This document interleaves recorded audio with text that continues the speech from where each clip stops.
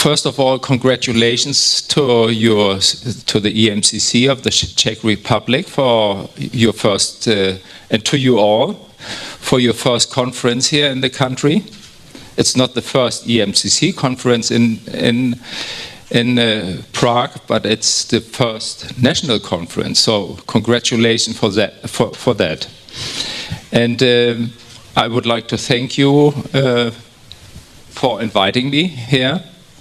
I'm very engaged in what I will talk about, because you just heard something about Søren Kierkegaard, and I would regard Søren Kierkegaard as a third-generation coach. You might wonder, it's a long story, but maybe I can refer in between to him on that matter. Yes. So, I published this book, and this made me really proud, and it took half of my life, in some sense, to make it done. And I decided here to relate coaching to leadership, which is, of course, a dangerous cocktail, and I will go more into it later.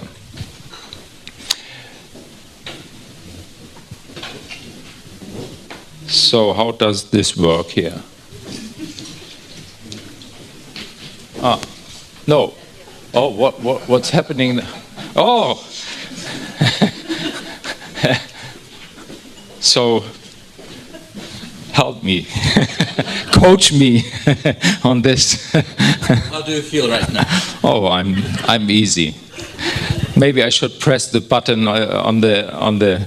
I took it in my left hand, so it's maybe. No, just on, and you press down. Just press down like a joystick. Ah, okay.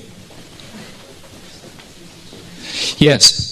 So I'm my background originally has been in sports psychology, and it happened that many years ago I was asked by the publisher, the Danish psychological publisher, to write a book which was more applied in the psychological perspective, and they were thinking more about a book on mental training, and I said, oh, this is not really my thing.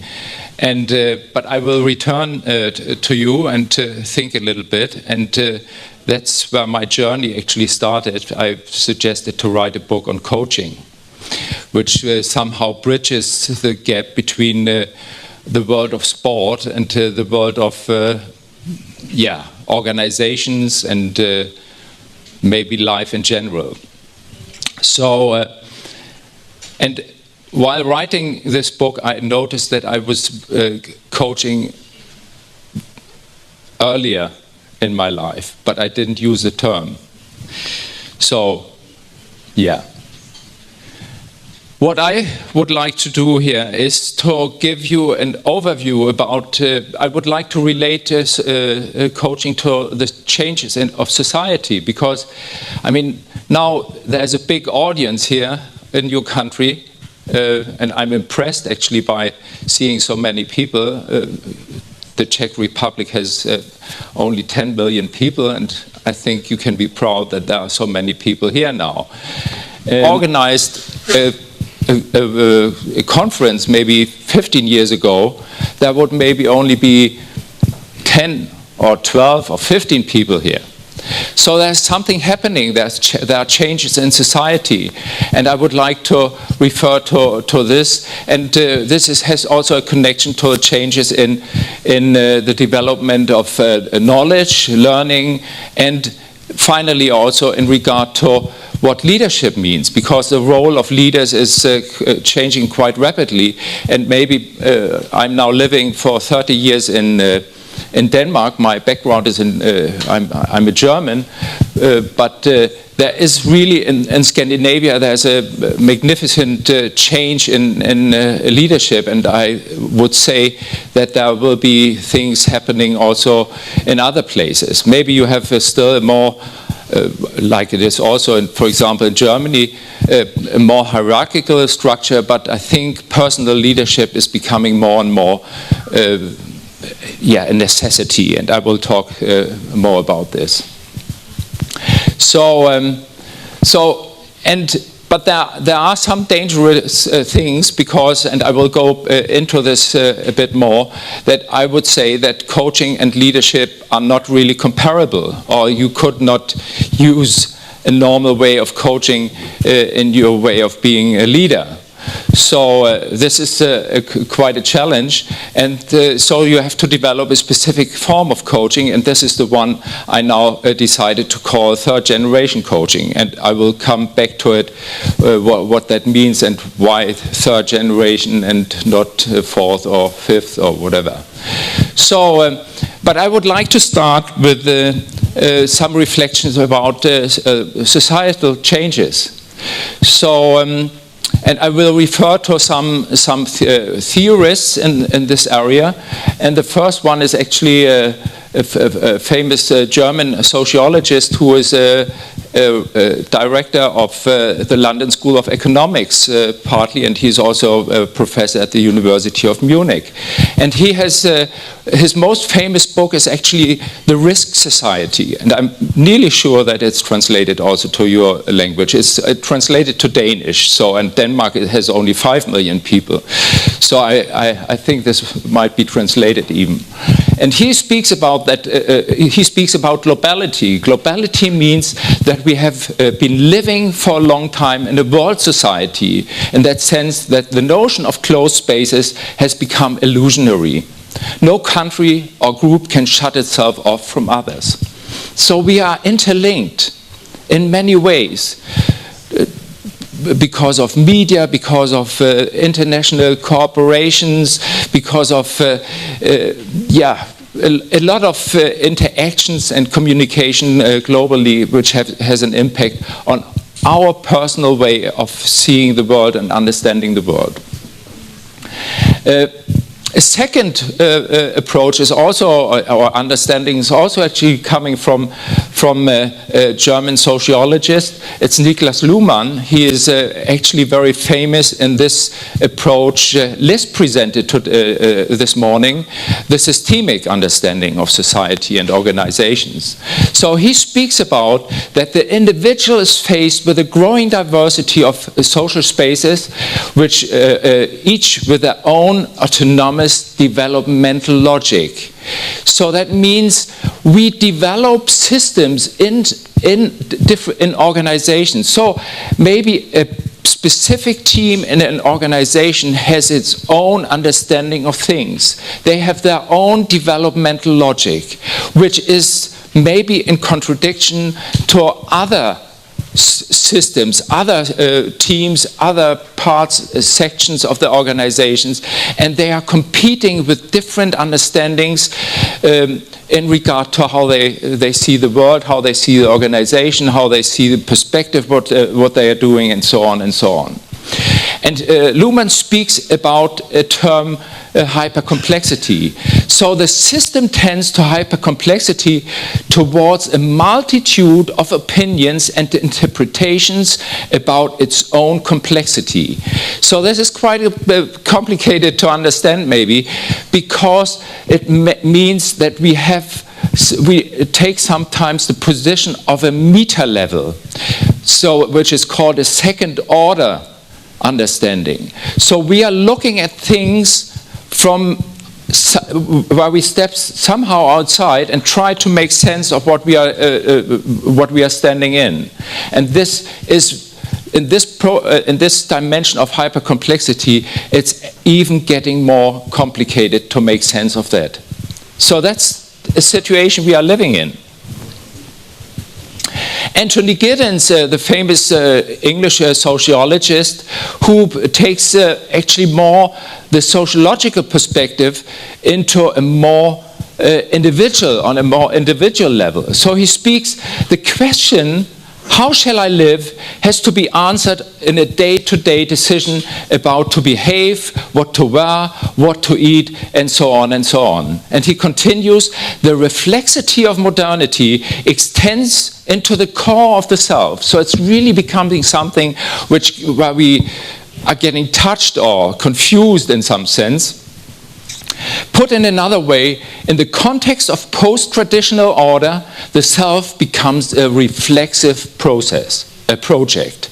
So that means we always have to think about what we are actually doing and how we behave and how we engage in different situations, because we don't get any kind of ideas from outside.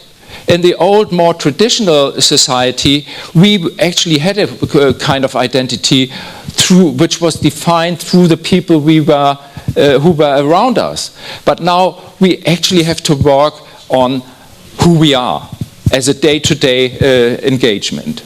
And I think here coaching will become a very central factor for that. So to go a bit more into this psychological dimension, we really have to ask ourselves, who am I? So we live actually in a society of identity challenges. So self and identity has become a central issue in late modern society.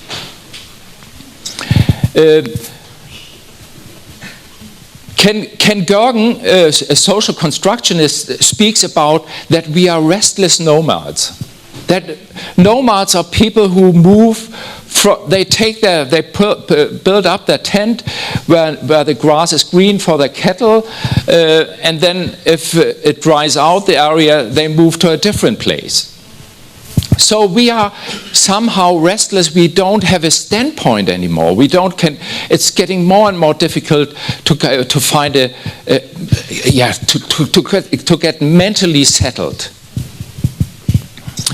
So in this sense, coaching becomes actually a part of a transformational learning process.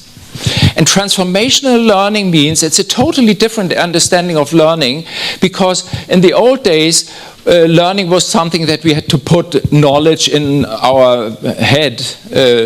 So it was actually something where we just had to, in the old days, the teacher could say, you have to learn this because this is important for your life. But who knows anything about life in 10 years? Nobody.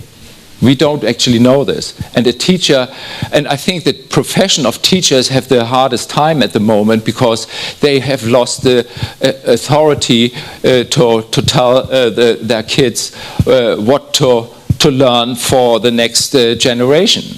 So in that sense, learning always means adapting to new situations, and it has something to do with identity changes as well. So, and I would like to talk a little bit more about what knowledge means and knowledge production. So in the old days, there were authorities and leaders, teachers, I was talking to, and medical doctors and other authorities. They knew what to tell their clients or their customers or their members of an organization or their students, what to learn and what was right to do. And this is gone. This monopoly of knowledge is actually gone now. And that makes also in organizations, it makes it necessary. In the old days, you could go to, oh, boss, can you tell me what to do? And the boss could say, yeah, you have to do this and this, and then things worked out. But now the boss doesn't know anything about things, because the employee is maybe specialized in an area where the boss has no understanding whatsoever. So leadership becomes something totally different.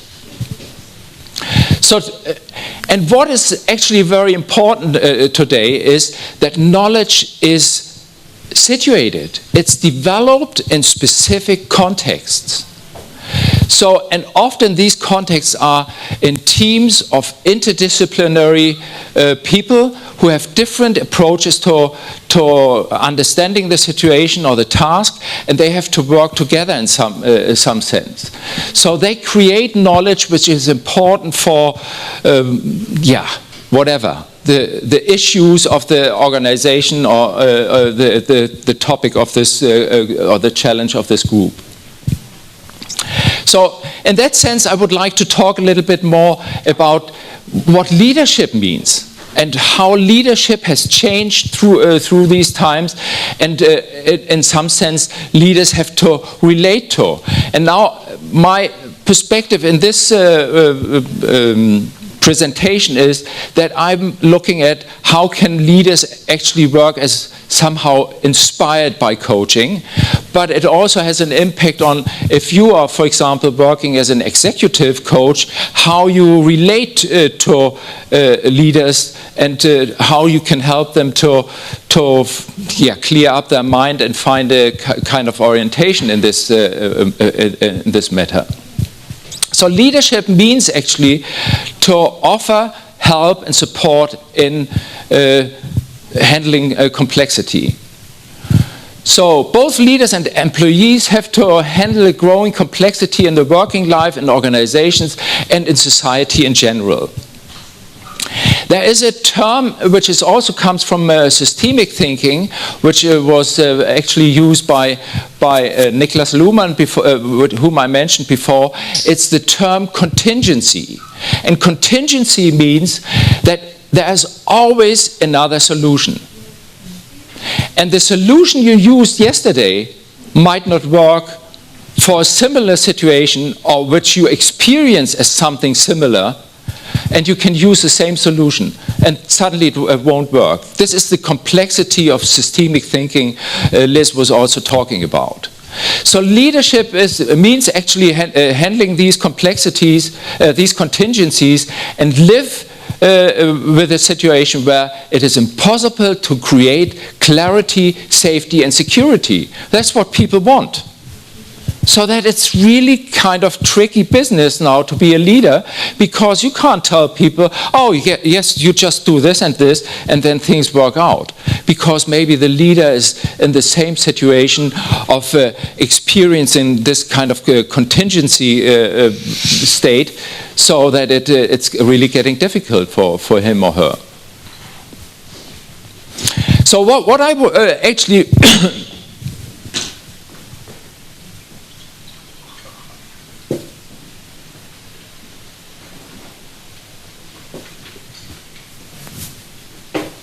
So what I actually would like to stress here is that leadership is becoming something different, and where there are elements of a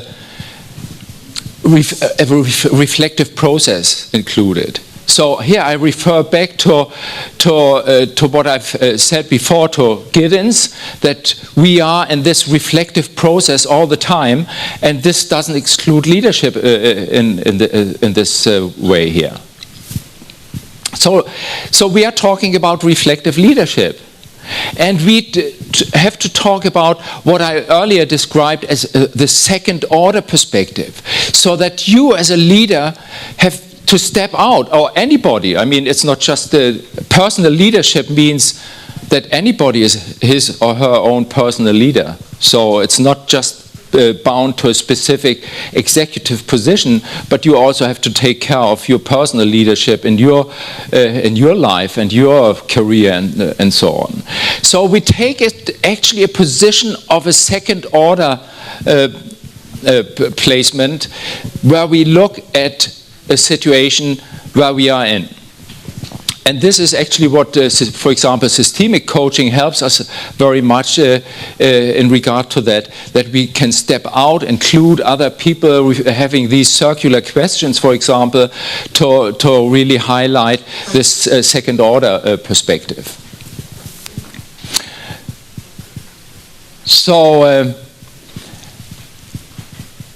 polyphonic leadership. Polyphonic means that there are many voices.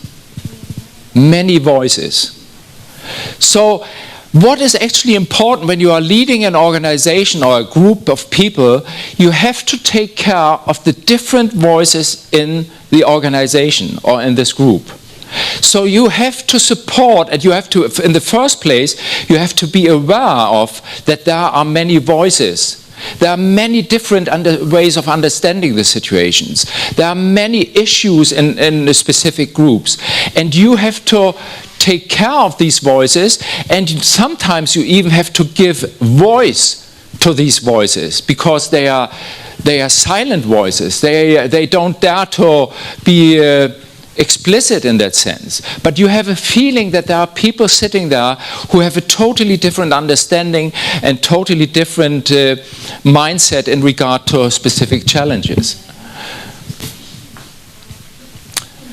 So in some sense, what I said before, we are living in a time where there is less hierarchy in organizations because of this loss of knowledge authority. So leaders need to relate to specialists in organizations. So, and that makes automatically the organizations more or less hierarchical. So leaders have to live up to organizational demands about multi-perspectivity, inclusiveness, negotiation, and responsibility in some sense. So what we actually need is, we need more dialogue as part of leadership. So we have to actually overcome the traditional idea of total control, which is actually impossible to have. I mean, there are still organizations, and I'm coming from Denmark, which is normally regarded as quite a liberal country, but the public sector is really trying everything to control things. And they haven't found out, they really, people in public organizations, they are really fighting against it, because medical doctors, nurses, they use a lot of time to fill out sheets about, and this should be some kind of quality management, or how the politicians argue, but it really kills the organization and the dynamic of the organization. So I'm somehow even fighting against specific political understanding in this regard, because politicians really want to have control over how the budget is spent in different organizations. And the same would be also in business organizations. So, but when we really have to develop some kind of a learning atmosphere where learning and knowledge is developed locally in specific context, we need to develop a more collaborative structure in the organization. So in that sense, leaders are, on a specific level, are always part of a team. Or they are leaders of leaders, and they are leading specific teams, but they are always included in specific teams. There is nothing anymore that there's one leader at the top who makes a decision about everything. So it's always group decisions, and they have to be negotiated and discussed in different on different levels. So what is actually the goal, in my idea, and in a lot of leadership theories, is that we have to form a relation-based organization. So, and I think here is a wonderful quote from William Isaacs, who works he's a consultancy and a lecturer at the Massachusetts Institute of Technology, and he has this wonderful quote from a book he has written, The Art of Thinking Together. And I would like really, and you should really see this as a kind of mantra for my understanding. So dialogue fulfills deeper, more widespread needs than simply getting to yes. The aim of negotiation is to reach agreement among parties who differ. So this is negotiation. But the intention of dialogue is to reach new understanding, and in doing so, to form a totally new basis from which to think and act. So you move away from the challenges of the situation. You move to a different space. In dialogue, one not only solves problems, one dissolves them. We do not merely try to reach agreement, we try to create a context from which many new agreements might come. And we seek to uncover a base of shared meaning that greatly help coordinate and align our actions with our values. And here is something which I will really stress later on, the perspective of values. And here I actually also relate somehow to Søren Kierkegaard's thinking, where you have to work on being ethical, anchored. So, but there's still a struggle in leadership, that you, on one hand, you need this openness, you need to negotiate, you need to dialogue, versus that people want to have kind of security. They want to have a leader who is really leading. So they want to have a leader who has drive to push the organization forward. And this is somehow contradictory. And we have a very well-known leadership theorist, professor at the business school in Denmark. He says that lack of leadership can create insecurity, which can lead to stress with the employees. So there is a challenge there. So we can't over-exaggerate that everything is open. No, we need to have a focus on that we have to drive the organization to a new place also. So what does, and this means leadership drive is the ability to transform intentions into actions. So further on, there is that leadership is under pressure in that sense that we are moving from a more role-based authority towards a person-based authority. So the style of leadership is changing, and maybe this will also open up for including somehow coaching or coaching-inspired dialogues in the way of being a leader. So it's a disintegration of role-based leadership, so this top-down authority, because new technologies, social transformation, and continuous adaptation makes it actually difficult to have this, to keep on this position. So it has to be supplemented by leaders who can compensate for this disintegration by developing personal leadership. So it's a bottom-up authority. So leaders need to be more open and dare to invite for dialogue. And in this sense, personal leadership demands a new culture of open-mindedness, where leaders and employees dare to share thoughts and feelings. Somehow, the whole area of emotional leadership, emotional intelligence, this concept developed by Goldman as one of the leading figures, is here quite important. So the new leadership competence is that we have to handle the interface between role and person. So, and here I would like to go back to the understanding of what values really mean. And there I'm slowly moving on to, because this has a lot to do with what I define as third generation coaching. So values is very difficult to handle. I mean, this quote which I had here before from here, this one. So we have to coordinate and align our actions with our values. So it's just written there. So, but what do really values mean? And here I would like to provide an answer. So values have something to do, they are a central part of people's identity.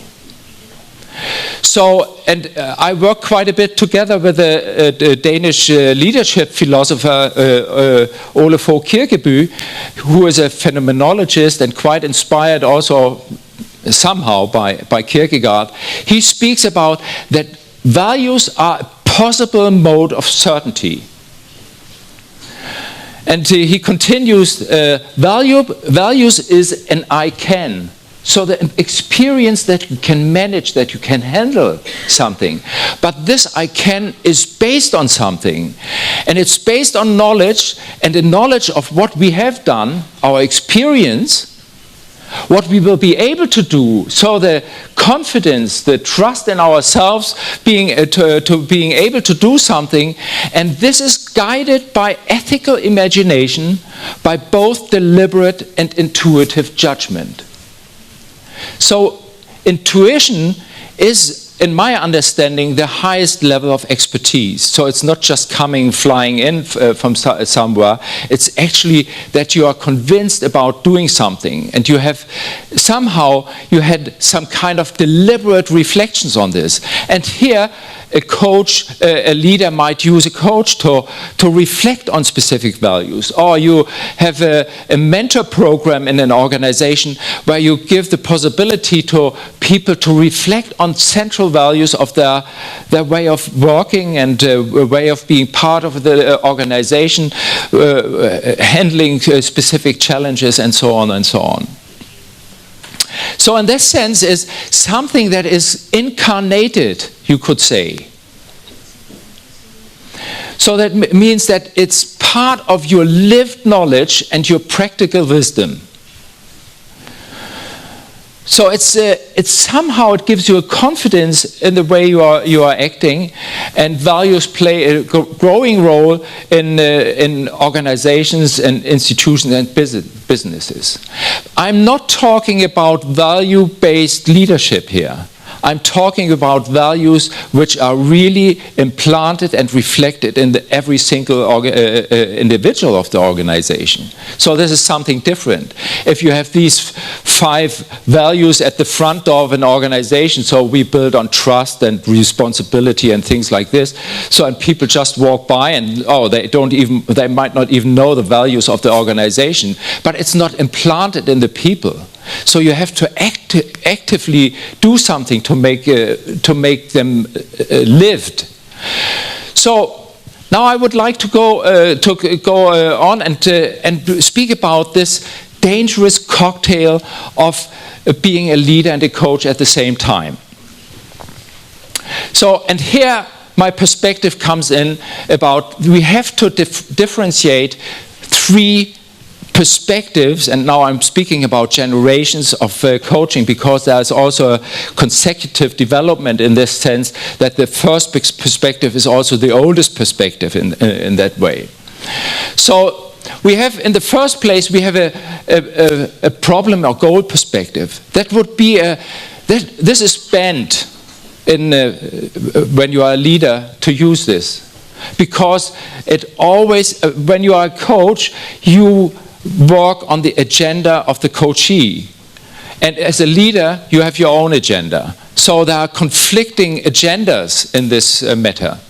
The first generation perspective is actually, for example, it's coming actually from sports. So you work towards goals. It's the GROW model and different other more cognitive coaching models. The second perspective, I'm still using it. I mean, somehow I use when I'm just a coach, I use these 3 perspectives all together.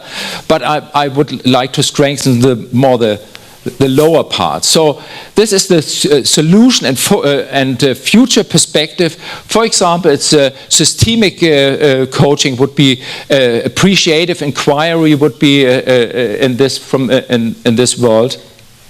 And then the last one is that which I would like to strengthen, is the reflective and collaborative perspective of coaching. So, and I would like to reduce the first one. I'm okay with the second, but I would like to strengthen the third. So what does it mean to speak about third generation coaching here? So having a dialogue with the coachee is here to having specific thoughts about events and reflecting about specific meanings and values. So focusing on meaning and values, which I stressed before with this slide, is that we actually work on this perspective of where we said focus on what I call the landscapes of identity. So what is really important for me?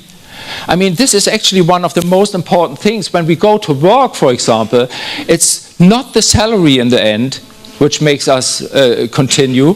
It's actually that we think what I'm doing is meaningful in some sense. So, and the perspectives changes somehow in this approach, that the coach here is becoming a kind of witness thinker, and a co-author of new stories co-created in the dialogue. So it's not like the first and second generation of coaching, where you are more a neutral facilitator of a dialogue, of the reflective process of the coachee. Now you are getting more into it, and here there are perspectives where coaching also can be used in a leadership perspective. So these would be some of the ideas or the approaches to third generation coaching. And this protreptic is actually a speciality of my colleague, which I mentioned before. It's actually protreptic means, it's coming from Greek, and it means turning a person to the most essential in their life. That's meant by protreptic. It's a specific form of philosophical coaching. So coaching in a leadership context should secure the integrity of both parties. This is very important. We have to focus on this perspective. So a narrow goal perspective we have to throw out here. We need a reflective space, and it's not only solution centered, and they are collaborative partners where they are trying to make sense or make meaning in collaboration, and it's value oriented.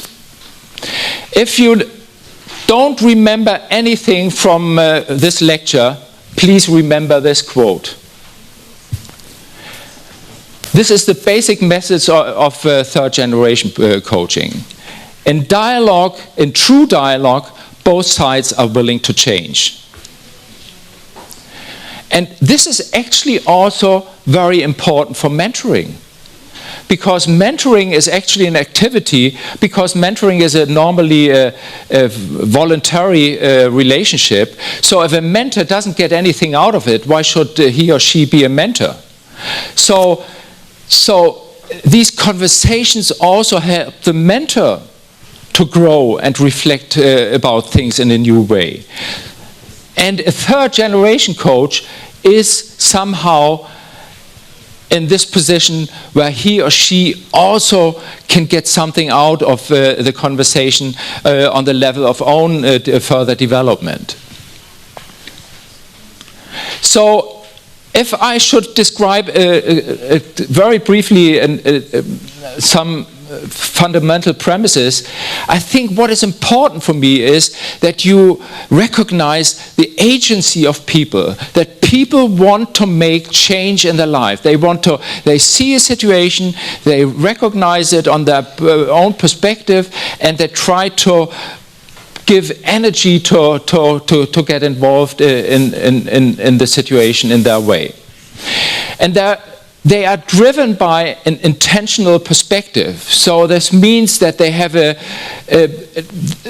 that through this they have a specific relation to the task, to the situation, and they want to make a change in a specific way based on specific meanings which are important for them, and they are guided by specific values. And here, from a narrative perspective, we speak about landscapes of identity. And the third perspective is the deconstructionist perspective, that we often people, when they start to come to a coach or a mentor, or when a situation is really difficult, they have a story which actually hinders them to develop. And these stories have somehow to be deconstructed. There have to be elements in new elements in the history and the life, the biography of people, which have to be included, which have been forgotten in a situation, in the current situation, and things have to be reauthored.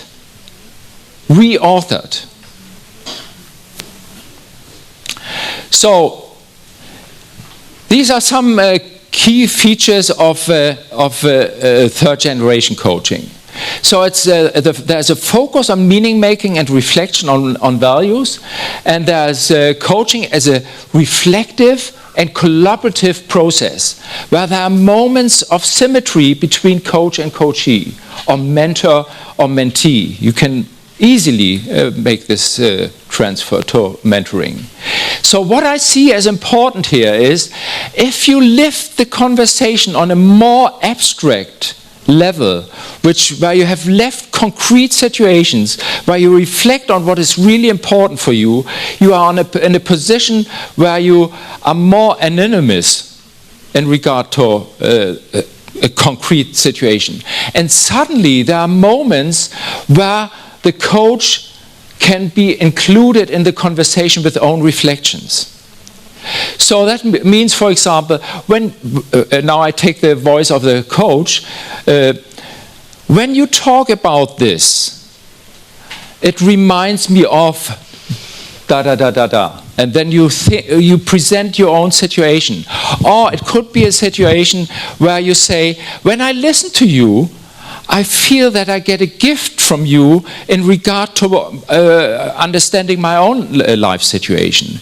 And you only share this with a perspective not to fill the conversation, but to lift the conversation to a new level. Because when the coachee hears, oh, I'm giving actually gift to the other part, a gift to the other part, then something also is getting maybe newly constructed or deconstructed in the perspective of the coachee. So in this interchange between both coachee and coach, there's coming a new dimension in moments of the dialogue. So this means that the coach becomes a fellow human in this, or they both become fellow humans in the conversation. And this is actually where we are somehow at Kierkegaard's understanding. Where I mean, Kierkegaard never used the term coaching, but he spent a lot of time in reflecting how we become ourselves. And this is actually much more important now nowadays, that we are losing ourselves, the sense of kind of stability in ourselves, that we know where we want to go because of all the influences around us, and we need somehow a settled place. And this settled place has to be given by for example, through these dialogues between a leader and an employee in specific situations, or between coach and coachee, or between a mentor or mentee, to help people to get settled somehow in this hyper-complex world. So in that sense, third generation coaching also redefines the relationship between coach and coachee. So I wonder whether I should stop here. I mean, I have a number of concrete examples, but maybe I would like to open the floor and use the... we have 10 minutes. So shall I maybe just continue for a while? So are you eager to ask questions? You want the examples? Okay. So, to make it short here. So there are, if you use this in an organizational context, so the staff member can contact, of course, this leader who is inviting. I mean, you need a trustful relationship as a basis. And you need to have a topic which is more on a, or the leader needs to lift the conversation on a more abstract level. So, in that sense, it's this third generation perspective which needs to be highlighted about meaning making and about a value perspective. So a second perspective is that coaching is on this leader, on this position of value levels, where, for example, also in leadership groups, there has to be discussions on where do we want to lead the organization. So we need to have some kind of reflections on this matter. So what does your involvement in the task tell you about what you are striving for and wish to achieve? So there we lift the conversation on this more identity level, where we reflect on specific values. So coaching as a developmental conversation where you try to explore new possibilities. Where you really, some people may be in the position where they want to leave the organization or they don't really feel satisfied and motivated anymore. And we have to help people to develop a new kind of engagement. So, and a coaching-based leader as a developer of an organization or a team. So the leader can function as a coaching-inspired leader if the organization needs to be further developed, especially on the micro level. So I think this is also when Liz presented her examples on mentoring. I mean, an organization has to be made ready for things like this, and there is actually a specific task for a leader who wants to push an organization forward to include more coaching and mentoring. So it's if the leadership and staff agreed about improving collaboration and job satisfaction, to further develop and coordinate work, or to make future plans. This is where you can lead this or can use this perspective. So it's the precondition about this coaching-based leadership is that the situation is not filled with conflicts, because the leader automatically would be kicked out in regard to the competencies to function as a coach or coaching-inspired dialogue partner.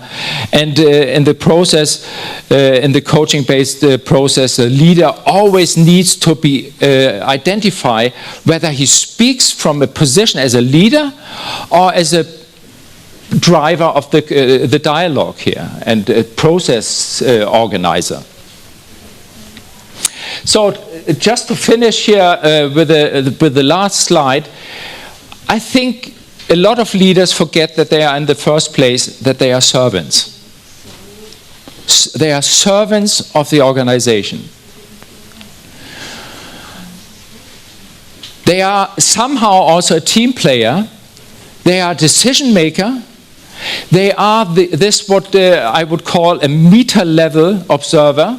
So the second order leadership position is taken. And then they are also the presenter of different voices in the organization. They have the responsibility to give people a voice which is a neglected voice, for example. And the leader is an inspiring, value-based dialogical partner, in that sense, a third generation coach. Yes, that's it. Thank you very much.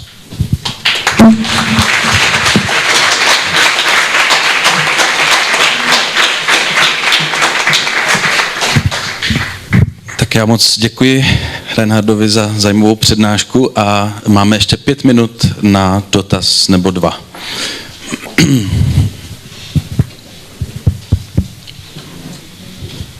Já zkusím česky. Tak v první řadě bych chtěla moc poděkovat za strašně zajímavou přednášku. Děkuju. A mě k tomu jenom napadl jeden příběh, jak jste vyprávěl o tom, že jsme nomádi,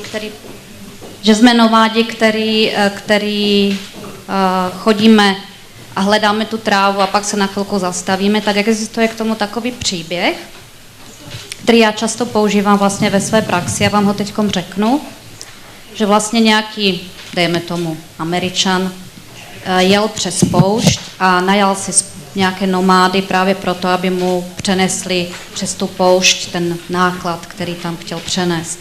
A šli, až se zastavili v nějaké oáze a spočinuli tam. A on chtěl jít druhý den dál a ty nomádi seděli a leželi a říkali, ne, my nikam nepůjdeme. A on se ptal, proč? A oni říkali, no my musíme počkat, až nás dožene duše. Až nás dožene naše duše.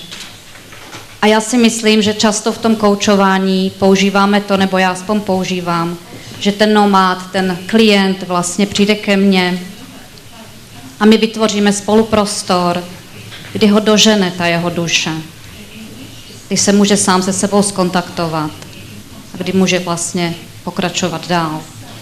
Tak to jsem chtěla jenom říct. Děkuji vám moc.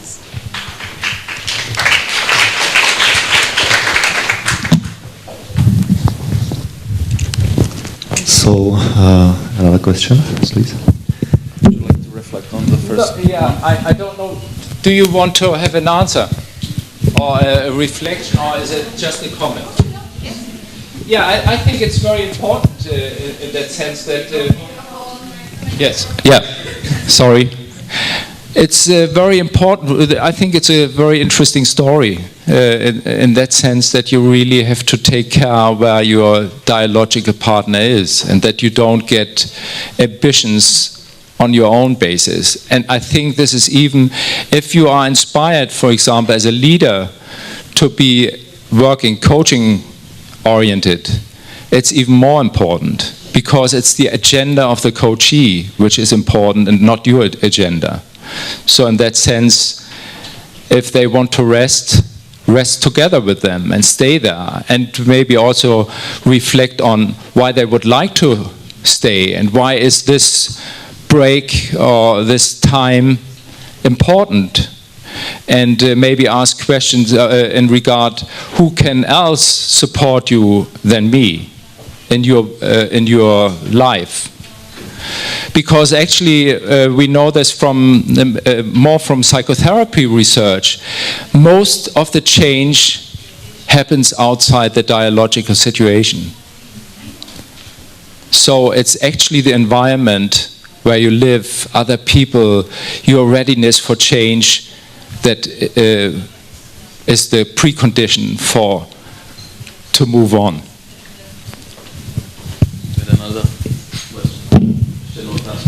So I would like to thank you very much for your brilliant insight to the problematic of leadership and coaching.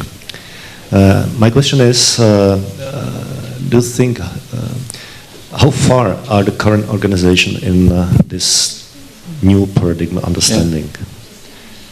Yeah.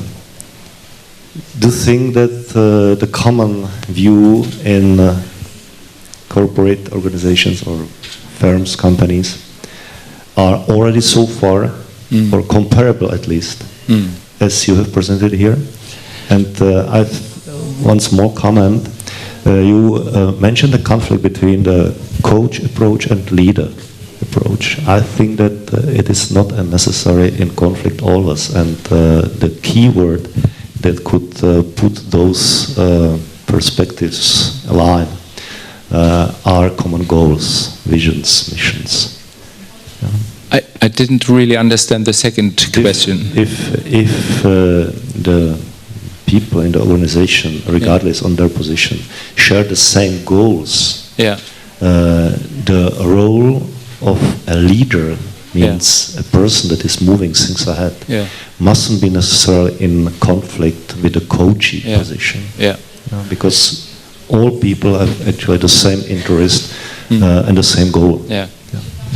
I mean, to answer your first question, I don't know how the situation is in your country, and I would also say that the situation in the country where I live now, in Denmark, is quite different.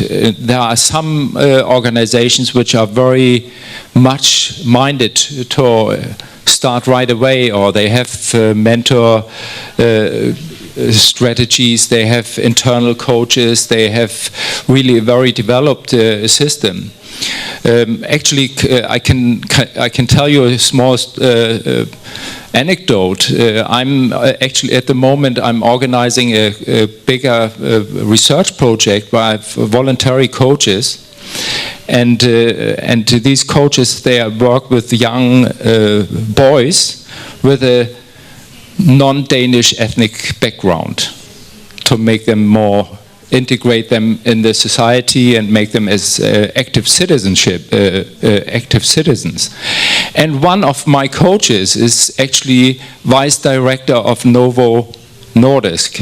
It's a multinational company, and she says, yeah, I mean, I would like to be a coach voluntarily, because I talk only to senior people in my organizations, and I have 2 girls at home, and I would like to get an experience how boys with a different ethnic background, how they work. So I believe in this organization they are quite far ahead compared to others. So, and I think it's the same when you talk about introducing mentor programs. I mean, the organization needs to be ready, but the organization is a number of people, and we have to make them ready for this.